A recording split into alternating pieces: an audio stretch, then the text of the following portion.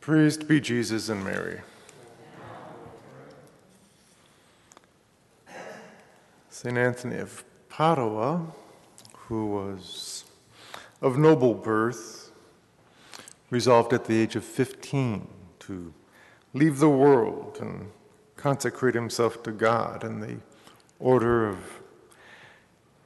canons regular of St. Augustine, and there was no flattery, threat, or caress of his relatives that could make him change his mind. He even asked to be transferred to another abbey to avoid his family's appeals. And so he was sent to Coimbra.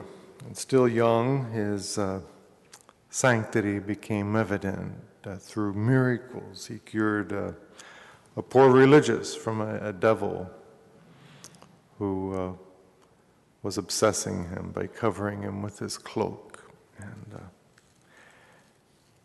after he witnessed the return of the martyred remains of 5 Franciscans who had gone to Africa, he resolved to join the order, so favored with the graces of martyrdom. And the Augustinians were desolate, to say the least. They couldn't prevent his departure because St. Francis himself appeared to St. Anthony in a vision in July of 1220, and he commanded him to leave the Augustinian order. He was then sent by the Franciscans to Africa, but 2 years later he was obliged to return to Italy because of sickness. And in 1222, he went with some brothers to the ordination of some Dominican friars, and there he was compelled to rise under holy obedience to preach for the first time to his fellow religious. And he took for his theme St. Paul. Christ chose for our sake to become obedient unto death. And as the homily continued, his sanctity and learning and eloquence were revealed to his astonished brothers, because up until then he'd been assigned the humblest duties of his community. Now he was summoned to emerge from this obscurity, and for 9 years France and Italy and Sicily heard his preaching and saw his miracles, whose number can scarcely be counted. He was preaching to a crowd of people one day. The church was too small to hold them, and it was pouring down rain. But no one felt a drop of water fall upon them, and men's hearts turned to God. And there's one miracle after another.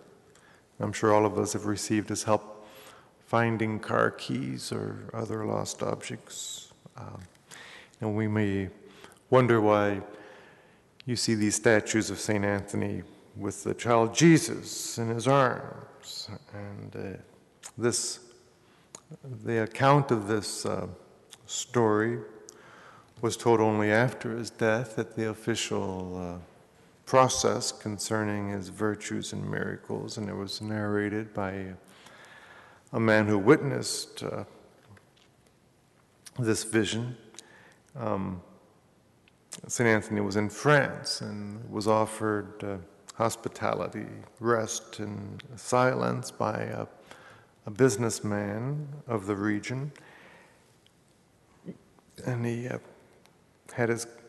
took him to his country manor, and he was given a room apart to permit him to pray in peace. But during the night, his host looked toward the lighted window where St. Anthony was staying and saw in the brilliance a little infant of marvelous beauty in the arms of the saints. And the child Jesus had his arms around St. Anthony's neck. And the witness trembled and at this sight. And in the morning, St. Anthony, to whom it had been revealed that his host had seen this heavenly visitation, called him and made him promise that he wouldn't tell anyone as long as he was alive.